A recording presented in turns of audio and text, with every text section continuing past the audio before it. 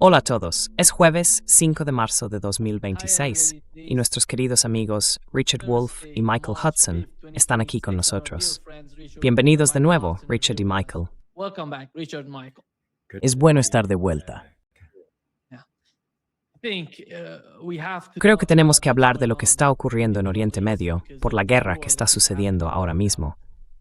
Empecemos contigo, Michael. ¿Cuál es tu interpretación? Mucha gente se lo pregunta. Ves a demócratas, republicanos, personas tanto dentro como fuera de Estados Unidos, todos diciendo, ¿qué está pasando? ¿Cuál fue la razón principal de esta guerra? ¿Por qué ocurrió? ¿Cuál es tu interpretación de eso?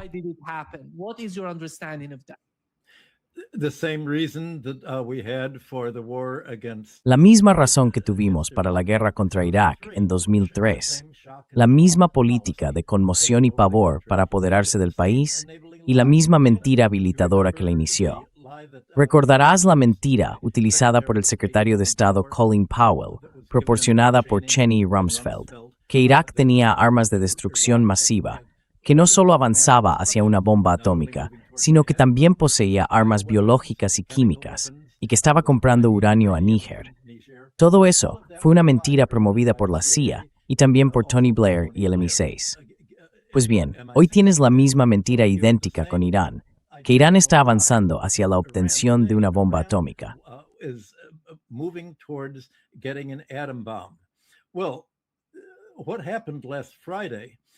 Bueno, lo que ocurrió el pasado viernes, creo, explica por qué Estados Unidos e Israel tuvieron que ir a la guerra tan rápidamente el sábado. Eso se debe a que después de las negociaciones entre los iraníes y los estadounidenses en Omán, el ministro de Asuntos Exteriores omaní, que había actuado como mediador, hizo declaraciones públicas y dijo que Irán había alcanzado acuerdos sin precedentes para rendirse a la posición estadounidense con el fin de evitar la guerra. En realidad, iba a deshacerse de su uranio enriquecido al 60% y trasladarlo a otros países, y se iba a comprometer a no realizar más enriquecimiento. Cualquier uranio que conservara lo iba a diluir.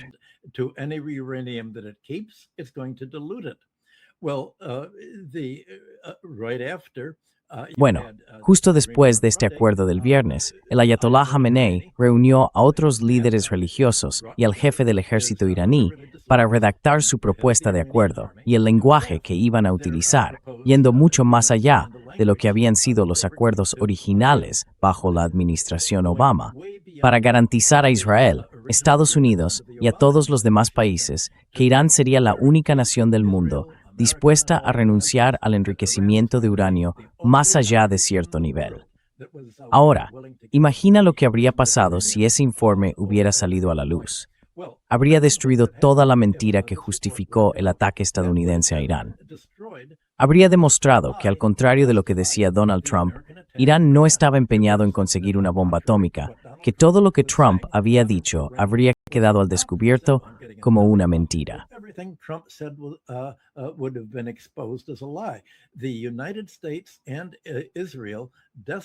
Estados Unidos e Israel sintieron que debían ir a la guerra, bombardear no solo a Jamenei, sino a todo el grupo de iraníes encargados de redactar la respuesta oficial a las negociaciones y de preparar el acuerdo.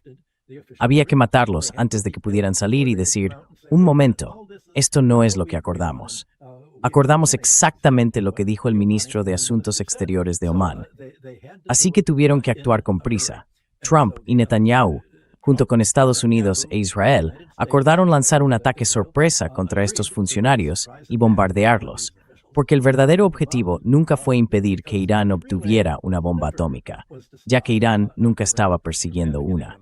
El objetivo inmediato era exactamente lo que Donald Trump dijo que era, un cambio de régimen. Queremos un cambio de régimen. Y ayer salió y dijo que no solo hay un cambio de régimen, sino que yo, Donald Trump, Naristats Nortricentet de Down.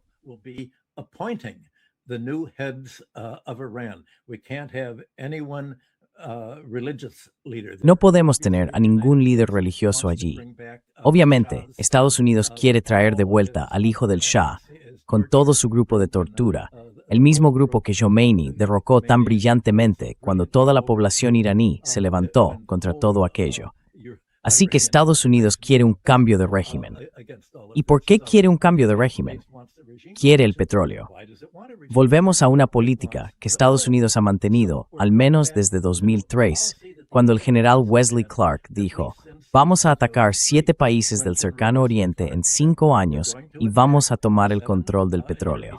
Igual que cuando Donald Trump dijo: sabes, cuando estemos en Irak, tenemos que quedarnos con nuestro petróleo.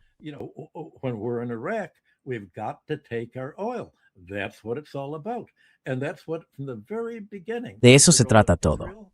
Desde el principio, el papel de Israel en el cercano oriente ha sido actuar como lo que he oído llamar a oficiales militares estadounidenses nuestro portaaviones en tierra, para asegurarse de que no surja ningún régimen que rompa el acuerdo básico que Arabia Saudí y los demás países de la OPEP hicieron en 1974. Se les dijo que podían cobrar lo que quisieran por su petróleo, pero que debían fijar su precio en dólares y mantener todos los ahorros procedentes de sus exportaciones de petróleo en Estados Unidos, en forma de depósitos bancarios, valores del Tesoro estadounidense y acciones y bonos de Cello News.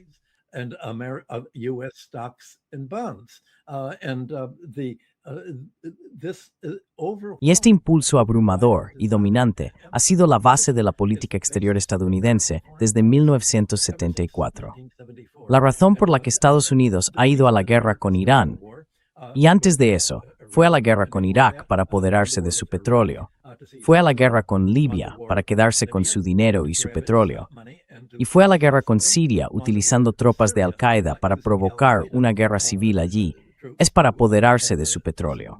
El propósito de apoderarse del petróleo no es simplemente afirmar la propiedad estadounidense sobre él.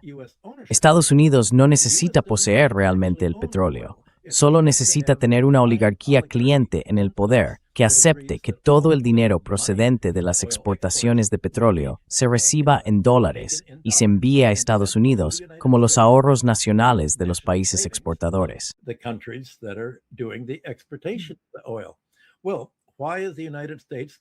Bueno, ¿por qué van los Estados Unidos a la guerra en Venezuela? Porque Venezuela dijo: vamos a empezar a fijar el precio del petróleo venezolano en moneda china, el RMB. No vamos a fijarlo en dólares, porque no estamos vendiendo petróleo a Estados Unidos. Estamos siendo atacados por Estados Unidos. Vamos a venderlo a países amigos y a países que están invirtiendo en nosotros. Los Estados Unidos han ido a la guerra con Rusia en Ucrania porque Rusia no está fijando el precio de su petróleo en dólares. No puede hacerlo en dólares porque sus reservas de divisas, unos 300.000 millones de dólares, fueron confiscadas por los europeos.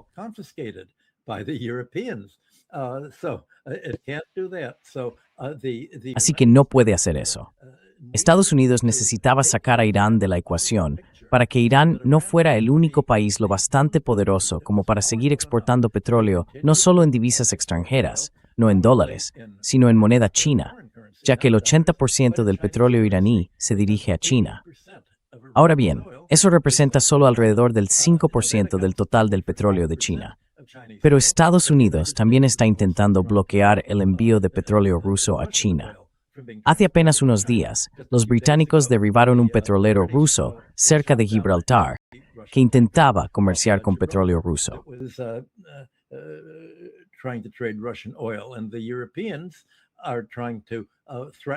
Y los europeos están amenazando con volar los petroleros rusos en el Báltico para impedir que Rusia tenga cualquier acceso a sus exportaciones. Así que Irán se defendió, obviamente. Se defendió básicamente de ser destrozado, del mismo modo en que los ejércitos proxy de Estados Unidos intentan destruirlo. Estados Unidos tiene 2 ejércitos proxy en Oriente Medio. Obviamente Israel ha sido desde hace tiempo el principal, y el aliado israelí-estadounidense es Al-Qaeda y los terroristas. Fue Al-Qaeda la que se estableció como resultado de la guerra de Estados Unidos en Afganistán para controlar esa parte de la región. Juntos, Al-Qaeda e Israel han actuado como perros de ataque contra cualquier país que intente afirmar su propia soberanía al tomar el control de su comercio petrolero.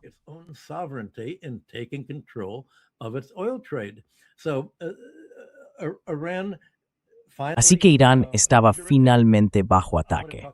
Quiero hablar sobre la forma en que contraatacó.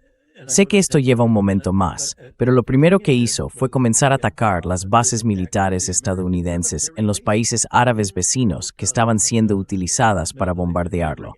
Bombardeó bases en Kuwait y en otros países. Y Kuwait dijo, ¿por qué nos estás bombardeando? Nosotros no te estamos atacando, Irán. E Irán respondió, pues claro que sí. Estás alquilando tus bases a los estadounidenses y los aviones y misiles americanos están saliendo de tu país. Así que, por supuesto, estás en guerra con nosotros. Si no quieres ser atacado, entonces no actúes como base para que Estados Unidos nos ataque.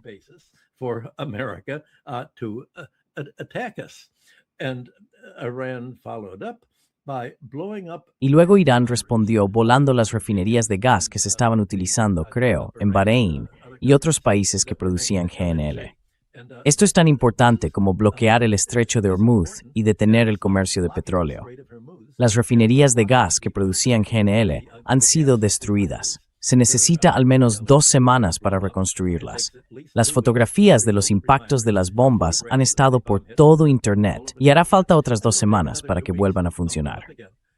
En un solo día, el precio del gas en Europa subió un 20% y el precio del GNL en Japón y Corea aumentó una cantidad similar. Y ayer, el mercado bursátil coreano se desplomó casi un 8%.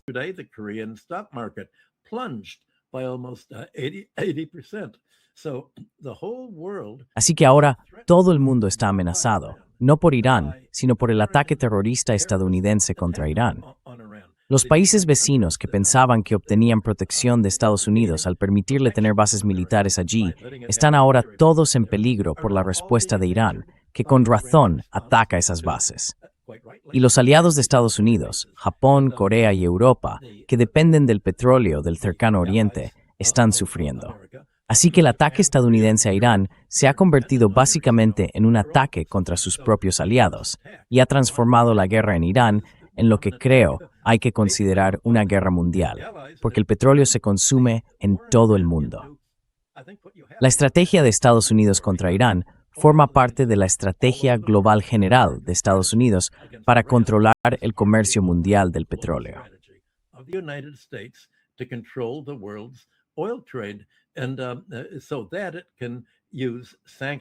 Así que puede utilizar las sanciones para cerrar el grifo a otros países y provocar el caos allí. Esto ha llevado al resto del mundo a decir, un momento. Resulta que toda la ficción habilitadora que ha justificado todas las exigencias de Estados Unidos para obtener subsidios, para concesiones especiales a Trump por sus aranceles, todas las exigencias de que hay que apoyar a Estados Unidos porque estamos gastando el dinero para defenderos del ataque de Rusia, lo cual es ficticio, o del ataque, en caso de que China ataque Asia, lo cual también es ficticio. No necesita atacar a nadie, dado su poder económico. Y luego está el ataque de Irán con bombas atómicas, completamente ficticio.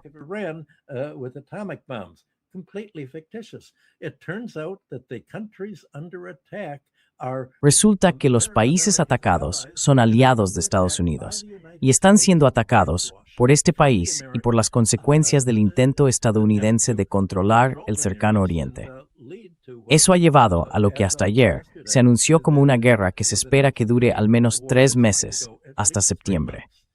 Creo que Trump estará desesperado por intentar resolver todo esto antes de las elecciones de mitad de mandato en noviembre, porque todo el país, Estados Unidos, se enfrentará a un aumento de los precios del petróleo.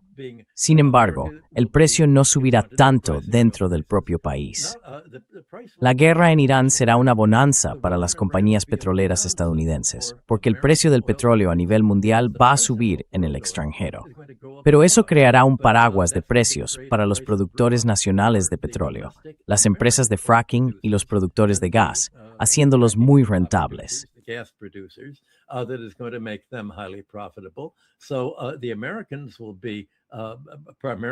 Así que los estadounidenses serán principalmente los grandes beneficiados aquí.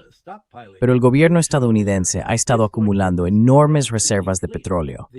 Va a agotar esas reservas para inundar la economía con suficiente petróleo, de modo que los precios no suban para los conductores. Y Europa ha pasado el último año aumentando también sus reservas de petróleo, al igual que China. Así que los gobiernos van a agotar sus reservas de petróleo del mismo modo que han agotado sus reservas de armas y sus reservas de bombas y misiles como parte de la guerra en Ucrania y ahora la guerra en Irán. Pero se están acorralando a sí mismos, porque sin las reservas para contener las variaciones de precios, se va a producir un enorme aumento en el precio de la gasolina, la electricidad, los fertilizantes fabricados a partir del gas y los productos elaborados a partir del gas y el petróleo.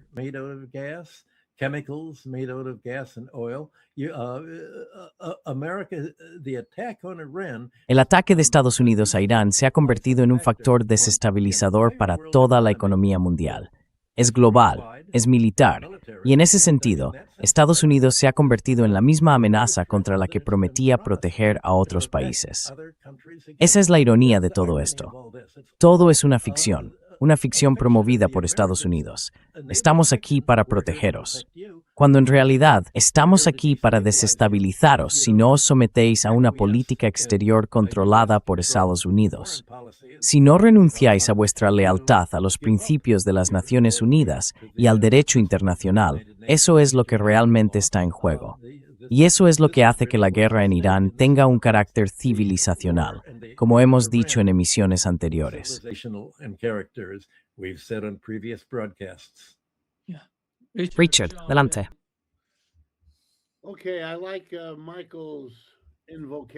De acuerdo, me gusta la invocación de la ironía que hace Michael, y me gusta su enfoque histórico, así que me gustaría basarme en esos dos aspectos y hablar de otras historias que influyen en todo esto. Voy a empezar con Israel, porque ya hemos hablado de ello en el pasado. Israel está intentando llevar a cabo lo que en la historia se denomina colonialismo de asentamiento.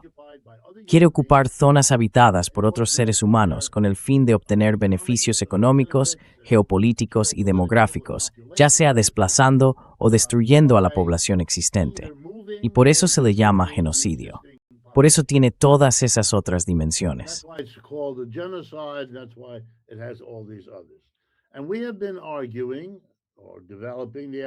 Hemos estado desarrollando la idea de que el colonialismo de asentamiento emprendido hace 2 siglos, en Sudáfrica, Australia, Nueva Zelanda, Canadá y Estados Unidos, fue posible entonces gracias a las relaciones entre un capitalismo colonizador que necesitaba nuevas fuentes de materias primas, nuevas fuentes de alimentos, nuevos mercados y así sucesivamente. El colonialismo resolvía ciertos problemas para ellos, pero el mundo ha evolucionado a lo largo de los 2 últimos siglos. El tipo de colonialismo de asentamiento que se podía emprender y lograr entonces es una propuesta completamente distinta hoy en día. De hecho, vivimos en una época que otros han denominado un periodo anticolonial de la historia humana.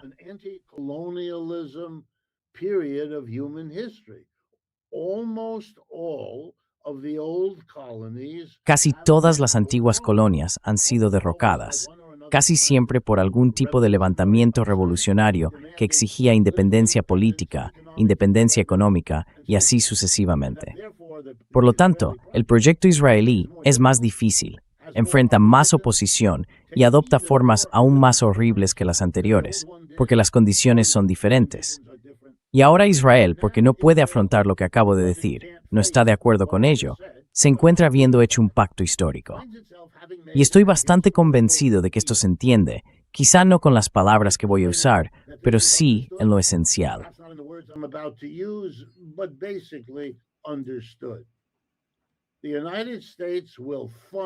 Estados Unidos financiará, armará y protegerá a Israel. Sí, a cambio, Israel actúa como el brazo militar de Estados Unidos, amenazando y cuando sea necesario, combatiendo cualquier intento del resto de Oriente Medio de liberarse de su historia colonial, que no ha cambiado mucho, aunque hayan alcanzado la independencia política. Ahora, la siguiente ironía de la historia. Fue en 1953, hace aproximadamente 3/4 de siglo, cuando un primer ministro iraní, Mossadegh, intentó encontrar la manera de convertir el petróleo descubierto bajo el suelo de Irán en un valioso activo nacional para el desarrollo del propio país.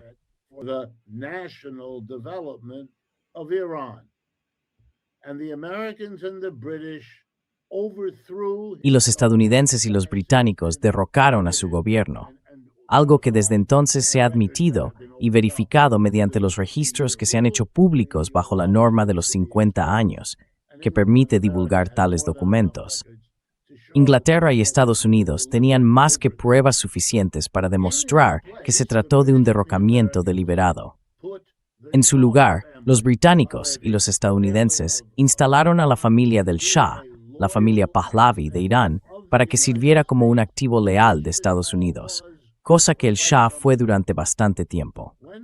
Cuando la revolución islámica y el levantamiento de los mujahidines estalla a finales de los años 70, el Shah tiene que abandonar el país y se marcha a Estados Unidos, donde Henry Kissinger lo recibe como un héroe para América.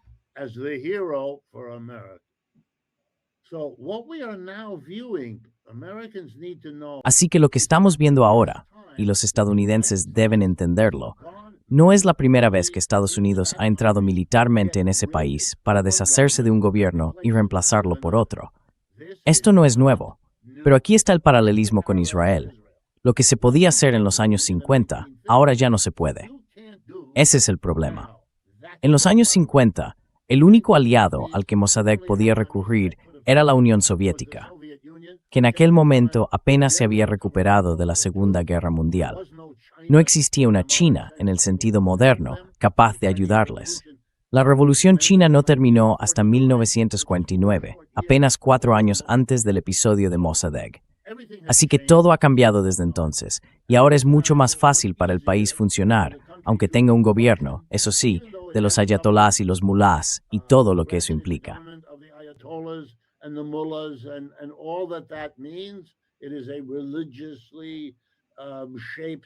Es una sociedad moldeada y dominada por la religión. Pero eso no es lo que querían los Estados Unidos. Por eso el señor Trump puede decir, tengo que elegir a uno, porque no queremos otro ayatolá. Lo que no dice es, tampoco queremos otro shah, porque esa es una parte muy mala de la historia iraní. Y si elegimos a alguien así, va a parecer lo que realmente es. Y eso hará que la oposición, si tomamos el control allí, quiero decir, recordemos que acabamos de asesinar a su líder. Intentemos imaginar qué pasaría en Estados Unidos si vinieran y asesinaran a nuestro líder. Así que vamos a tener oposición en Irán, mucha oposición. El pueblo iraní ha estado en oposición al gobierno actual. Mucha gente sabe cómo organizarse.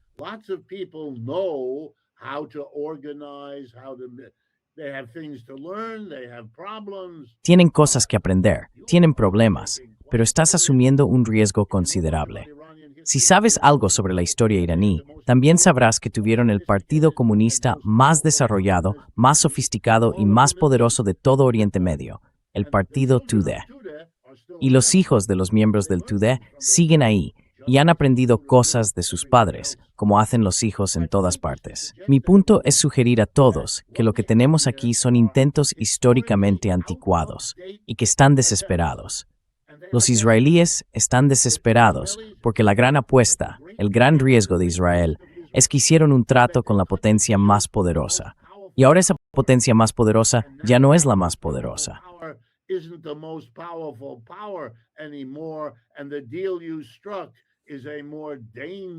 Y el acuerdo que cerraste se vuelve más peligroso con cada día que pasa y conduce a una actividad más desesperada. Lo mismo ocurre, en mi opinión. No se trata solo del petróleo, coincido con lo que dijo Michael, sino que también es un proyecto más amplio. Es un proyecto para intentar, por todos los medios posibles, frenar el declive del imperio. No puedes controlar Venezuela. Tiene a la mitad de su pueblo revolucionario, tiene montañas, tiene terreno y tiene a toda América Latina de su lado. Esa es una de las razones por las que no hay un derrocamiento allí, más allá de intentar capturar al señor Maduro. Es muy importante. No puedes simplemente deshacerte de un líder y poner a otro. Esa es la vieja doctrina Monroe. Ya no se puede hacer eso. No saben qué hacer en su lugar, así que hablan mucho de la doctrina Monroe.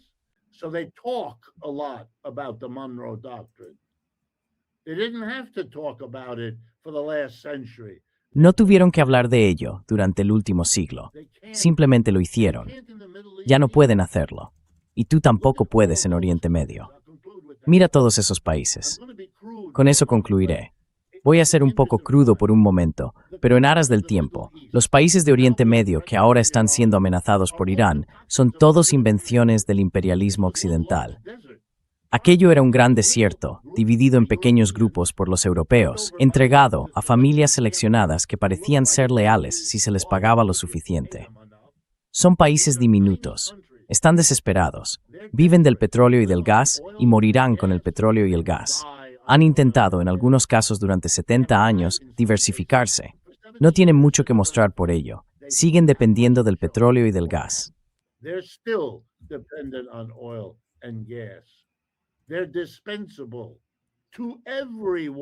Son prescindibles para todos, excepto para sí mismos, un lugar muy peligroso en el que estar. Así que Estados Unidos elige dos puntos muy vulnerables, Venezuela y Oriente Medio. Muy bien.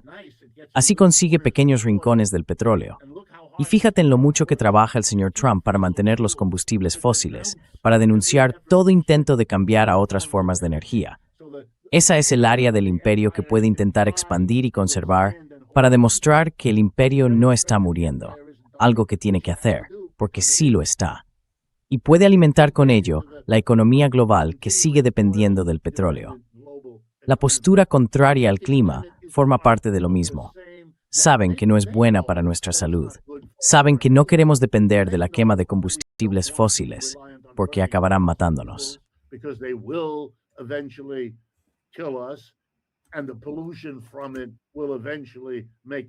Y la contaminación que produce acabará matándonos. Ellos lo saben perfectamente. No nos necesitan para eso. Están luchando por aferrarse. Aunque les cueste, seguirán luchando por mantenerse. Puede que pasen la noche tosiendo, pero seguirán aferrados. Es importante entender esa mentalidad. Se aplica aquí. Si controlamos el petróleo venezolano durante un tiempo, habremos frenado un poco la dirección que llevaban las cosas. Y si podemos dictar una nueva configuración de Oriente Medio, si los iraníes nos lo permiten y no montan una resistencia que haga imposible o demasiado caro manejar Irán, y conseguimos que Israel sea el matón a sueldo de Estados Unidos, manteniendo a la gente a raya mediante el horror militar, lo único que puedo decir es que se trata de una teoría y un enfoque tremendamente arriesgados.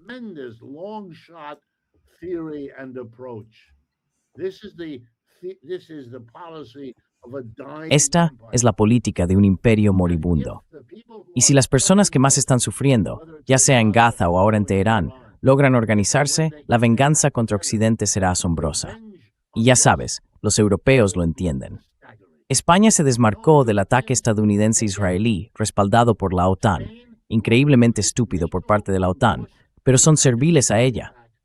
No pudieron resistir los aranceles, no pudieron resistir al señor Trump, y ahora tampoco pueden resistir aquí. Son como Israel, el subordinado pagado, pero se está desmoronando. Incluso Macron vacila. Solo Merkel por ahora se mantiene en la línea del movimiento Irán-Israel. Los españoles han sido muy claros, el señor Sánchez, y esa es la ruptura de la OTAN, de la que todo el mundo ha estado hablando.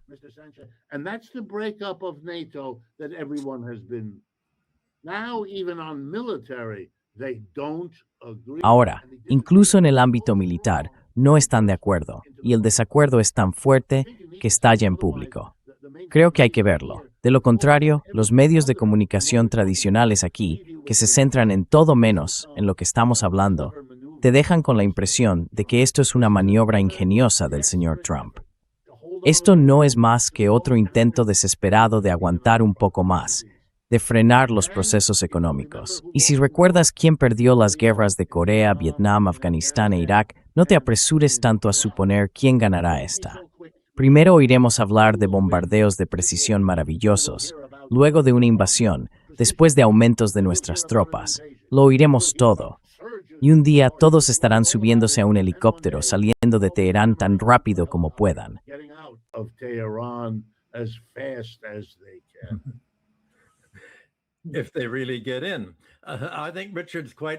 Si realmente lo hacen, creo que Richard tiene toda la razón al decir: mirad este ejercicio en Irán, y estoy de acuerdo con él. Va a acabar del mismo modo que la guerra de Estados Unidos en Vietnam.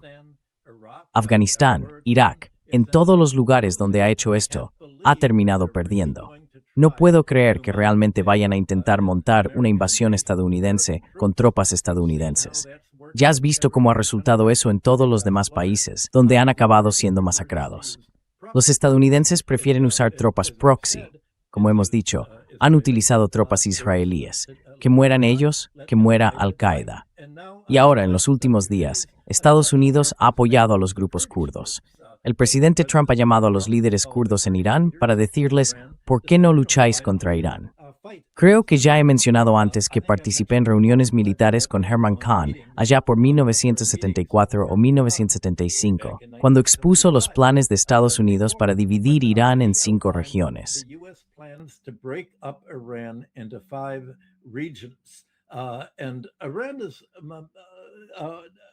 E Irán es, no diré único, pero sí muy diferente de las civilizaciones occidentales y cristianas en muchos aspectos. La diferencia más importante es que es multiétnico y no ha habido ningún movimiento separatista étnico allí. Los grupos étnicos se llevan perfectamente bien. Eso solía ser una característica de todos los imperios de Oriente Medio, desde el Imperio Babilónico y el Imperio Persa, que eran multiétnicos con los judíos, hasta el Estado iraní, cuando dejó de ser un imperio y pasó a ser simplemente un país multiétnico. Hay una población judía muy activa en Irán, muchos de los cuales he conocido, que me han contado lo libre y abierta que es Irán con los judíos. Pero ahora los estadounidenses están intentando convertir a los kurdos en sacrificables, la versión iraní de los ucranianos, morir hasta el último ucraniano.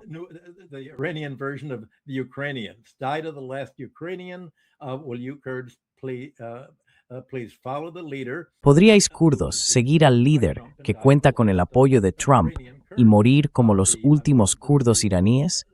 Me han dicho que el Partido del Pueblo Kurdo en Turquía no está en absoluto a favor de esto y que se oponen a ellos. Así que estáis teniendo una lucha entre los kurdos, pero los kurdos en Irán, al parecer, están dispuestos a emprender algún tipo de combate allí. Bien, el punto al que quería llegar, el que mencionaba Richard, era cómo se detiene a un imperio en declive que se agita desesperadamente y arrastra al resto del mundo con él. Pues bien, se impide que se desarrolle una alternativa, y eso es lo que Estados Unidos ha intentado hacer.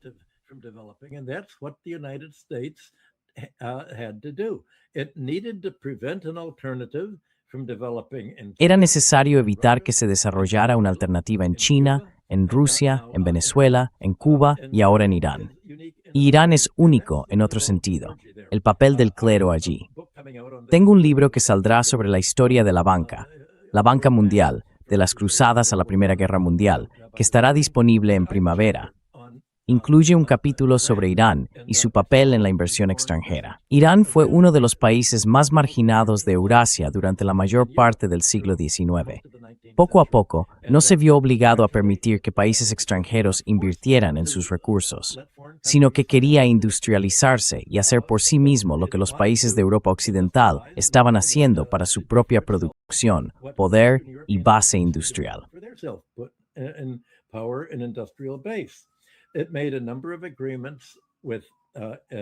Hizo una serie de acuerdos con inversores británicos, y esos acuerdos fueron bastante terribles.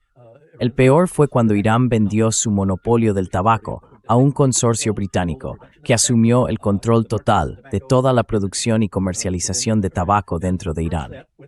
Luego se fusionó con el cultivo de heroína, y durante bastante tiempo, gran parte del comercio de opio chino se basó en Irán como subproducto del comercio del tabaco. Pues bien, toda la población iraní se rebeló, y la revuelta fue liderada por el clero, que emitió fatwas contra tratar con las empresas de propiedad británica que se habían hecho con el control.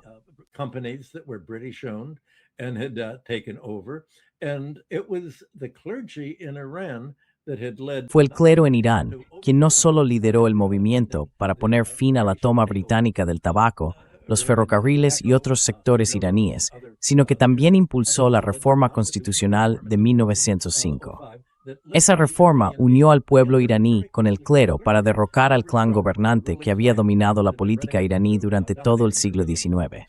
Finalmente, en 1925, intentaban establecer una autoridad civil y un gobierno democrático independiente. Fue entonces cuando Gran Bretaña intervino militarmente y eligió a un general persa, el padre del Shah, el primer Shah, para ponerlo en el poder.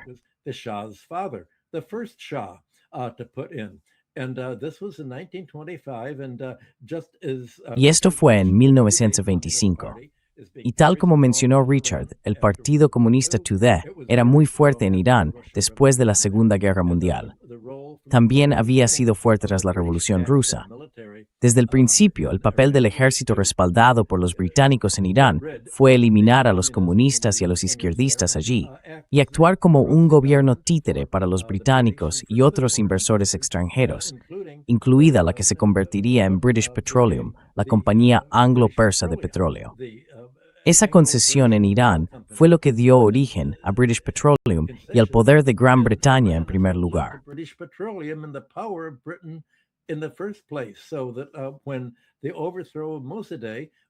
Así que cuando tuvo lugar el derrocamiento de Mossadegh, en realidad se trataba de intentar mantener y perpetuar el imperio británico en declive.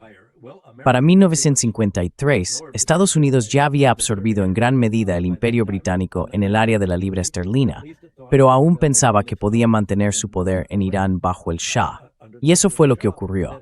El Shah impuso allí una dictadura brutal, que finalmente fue derrocada una vez más por el clero. Porque los únicos lugares donde los iraníes podían reunirse libres de la policía secreta del Shah eran las mezquitas. Y eso forma parte de la historia. Así que el resultado es que los iraníes, en lugar de ser un estado terrorista, en realidad pusieron fin al terrorismo del Shah que se había impuesto en Irán durante muchas décadas.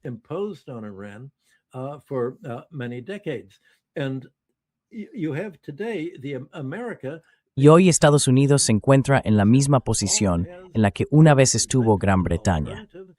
Todo lo que le queda para impedir que se desarrolle un gobierno alternativo, para reemplazar el imperio estadounidense, para reemplazar la dolarización, para reemplazar el control del petróleo mundial, de modo que los países puedan comprar a proveedores que no estén respaldados por Estados Unidos y Europa, es el uso de actos terroristas.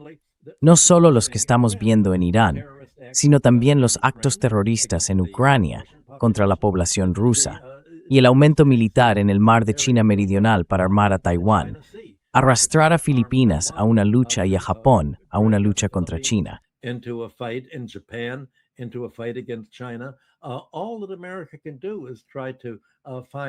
Todo lo que Estados Unidos puede hacer es intentar encontrar aliados que luchen sus guerras, luchar hasta el último ucraniano, el último kurdo, el último japonés, el último filipino, y quizá en última instancia, si hay una invasión armada estadounidense, hasta el último soldado de infantería estadounidense.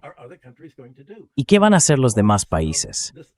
Los costes de este terrorismo estadounidense y de la desestabilización del petróleo que está creando Estados Unidos, al intentar mantener el control del petróleo como sostén financiero y comercial del viejo imperio americano, están aumentando. Esto va a poner en peligro la capacidad de otros países para importar petróleo y gas. Amenaza con convertir al mundo entero en lo que le ocurrió a Alemania, cuando se le ordenó cortar las importaciones de petróleo y gas procedentes de Rusia.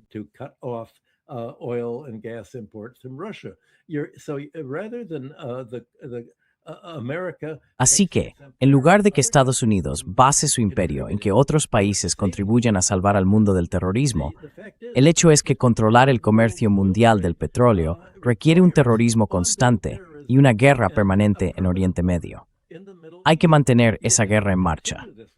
Y la única manera de oponerse a ello es, como dijo el jefe de gobierno de España hace 2 días, no vamos a permitir que ninguna base militar estadounidense en España sirva como base para atacar a Irán. Creemos que la guerra es un error. Creemos que Europa debería apartarse de Estados Unidos y dirigirse hacia donde queremos ir, hacia la parte del mundo que está creciendo y nos ofrece un acuerdo comercial mucho mejor, un acuerdo financiero mucho mejor, un mercado mucho mejor para nuestros inversores, es decir, China, Rusia e Irán.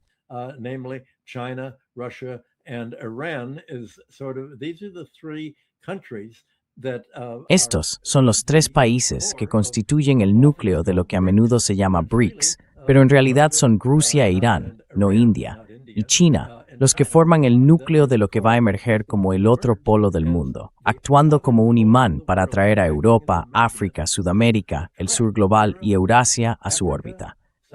Estados Unidos ya no tiene nada que ofrecer ahora que se ha desindustrializado y se ha convertido en un deudor mundial en lugar de un acreedor mundial. Así que el mundo ya no necesita dólares para sus propios ahorros, ni necesita dólares para su crecimiento económico. De hecho, adoptar el dólar y pagar el precio de pertenecer al área del dólar significa sacrificar su crecimiento para participar en la guerra estadounidense contra el resto del mundo, intentando en vano mantener su imperio con la ayuda de Reino Unido, Francia y Alemania.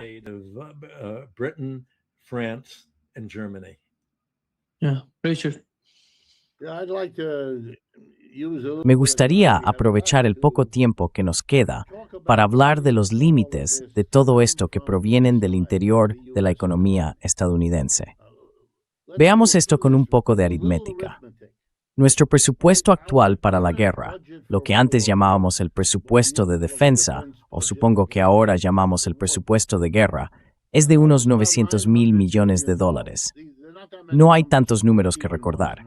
900,000 millones. Antes de la guerra en Irán, antes de eso, el señor Trump indicó que quería aumentarlo en el presupuesto del próximo año hasta 1,5 billones de dólares. En otras palabras, quiere añadir 600,000 millones. Eso supone un aumento de 2/3 en el presupuesto militar.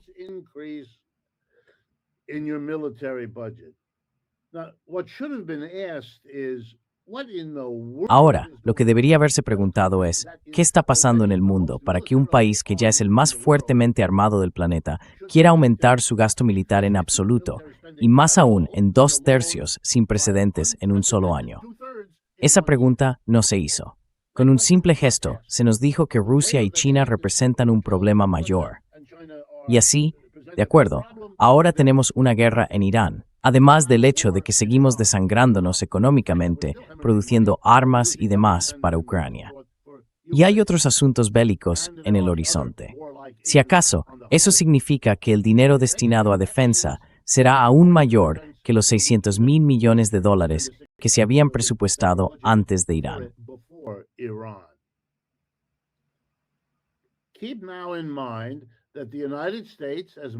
Tened en cuenta ahora que Estados Unidos, como acaba de decir Michael, es el país más endeudado del mundo. Hace unos años, nuestra deuda superó el 100% de nuestro PIB, una cifra a la que la gente suele prestar atención. Creo que ahora ha superado el 120% de nuestro PIB, lo cual suele ser una señal de advertencia de que hay un problema. Y hay varios países en todo el mundo que han pasado los últimos años reduciendo sus tenencias de instrumentos del Tesoro, por lo que la capacidad de Estados Unidos para endeudarse se está reduciendo, como se ve en la falta de disposición de los compradores habituales, nuestros prestamistas, a seguir haciéndolo.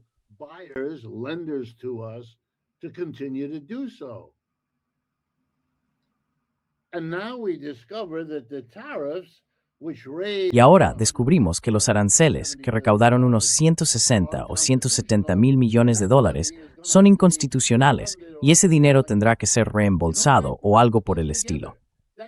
Si juntamos todo eso, significa un déficit federal que podría realmente sorprendernos al requerir 1 billón adicional o más de dólares cuando no tenemos absolutamente ninguna forma de conseguir ese dinero. No vamos a poder endeudarnos. O, dicho de otro modo, si pudiéramos endeudarnos en 1 billón de dólares, dado que ya estamos sobreendeudados, y que las 3 principales agencias de calificación han retirado la calificación AAA de la deuda estadounidense, tendremos que pagar, ahí vamos, tipos de interés más altos para obtener ese dinero.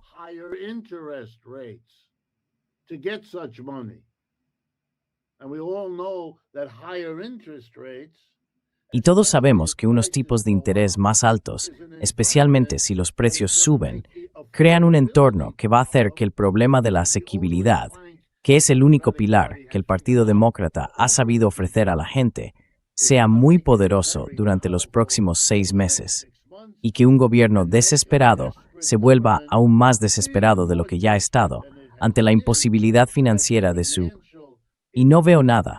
Michael debería corregirme si me equivoco. Pero no veo nada en el horizonte que vaya a intervenir aquí.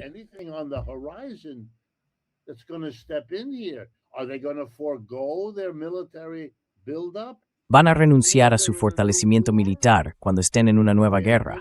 Admitieron que necesitaban 600,000 millones más. Van a decir entonces, bueno, no podremos hacerlo. ¿Qué tipo de mensaje envía eso? Y si no están dispuestos a renunciar a ello, y si no quieren tipos de interés más altos, entonces la única manera será recortar los programas sociales aquí en Estados Unidos. Y tendremos otro experimento loco de Doge de Elon Musk el año que viene. Y eso tampoco es políticamente sostenible ya.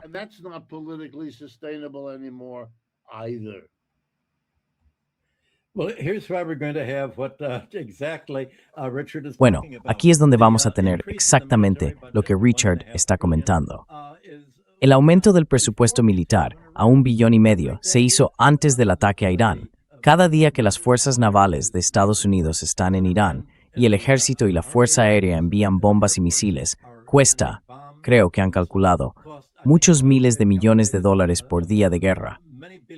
Y esos miles de millones de dólares no son solo costes actuales, sino metuamente en el suministro estadounidense y misiles, y que casas F-14 a medida que son derribados, y de aeronaves.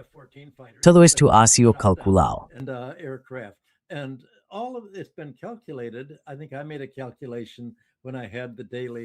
Creo que hice un cálculo yo mismo cuando tenía los gastos diarios delante de mí hace unos días.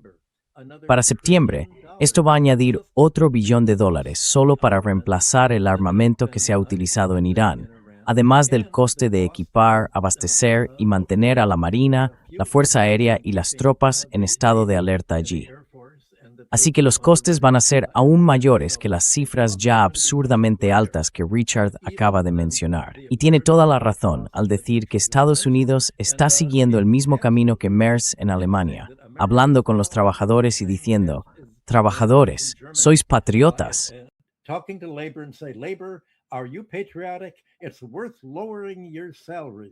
Vale la pena bajar vuestros salarios, reducir el apoyo del gobierno a vuestros programas y quitaros la seguridad social para ayudar a defenderos del inminente ataque ruso y para evitar que los iraníes lancen bombas. Porque si atacan Oriente Próximo, lo siguiente que sabréis es que estarán desembarcando en Nueva York, igual que lo habría hecho Vietnam si no los hubiéramos derrotado allí. Si no los detuviéramos en Irán, tendríamos que defendernos aquí, como el ejército, la marina y la fuerza aérea han dicho una y otra vez. Así que esta es la lucha política. Y por desgracia, solo hay un grupo más a la derecha que Trump, y ese es el Partido Demócrata, que está totalmente a favor.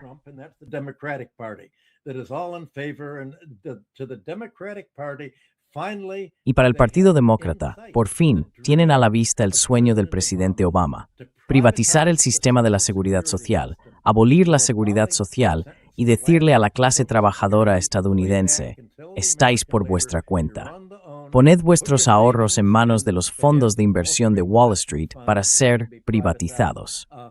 Vamos a desmantelar los programas sociales igual que lo está haciendo Alemania, siendo patriótica, como dicen. Y os pedimos que seáis patrióticos. Esa es su mitología habilitadora, la que van a usar para reactivar la guerra de clases en Estados Unidos. Así que no es solo el imperio estadounidense el que está en decadencia.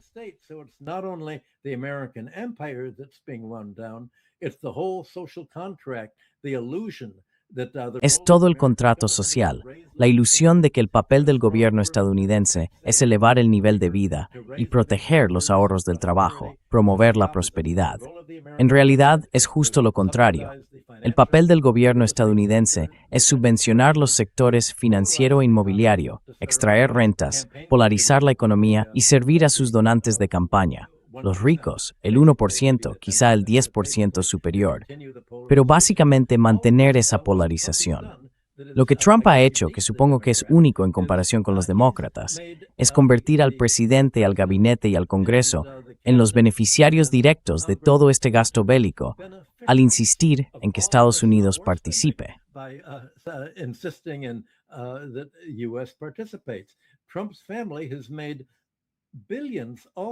La familia de Trump ya ha ganado miles de millones el año pasado gracias a Qatar, Arabia Saudí y otros países. Dinero que va a parar a su yerno y a Wyckoff para la fortuna familiar de los Trump. Por eso la gente ha bromeado diciendo que el lema de Trump, MAGA, Make America Great Again, en realidad significa Miriam Adelson gobierna América. Es decir, resulta que Trump ha puesto a la venta la política exterior e interior de Estados Unidos, lucrándose junto con los compradores de su política, los neoconservadores del Congreso, los halcones de la guerra, el complejo militar industrial, al que pertenecen la mayoría de los políticos demócratas y republicanos por igual.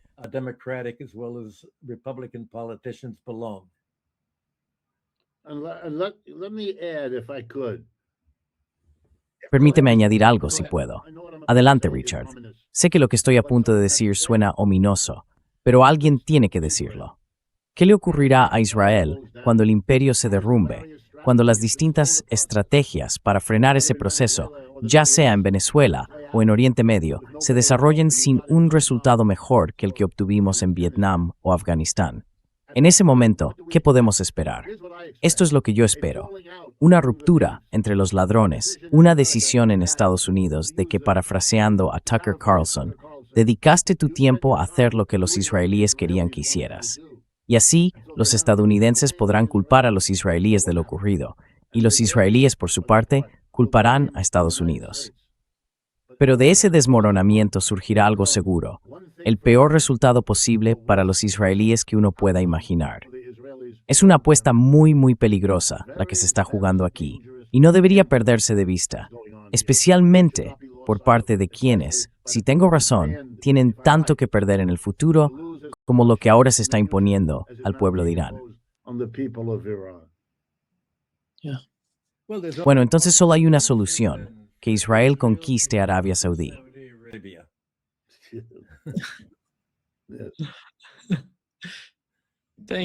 Gracias. Gracias, Richard y Michael, por acompañarnos hoy. Un gran placer, como siempre. Gracias. Nos vemos pronto.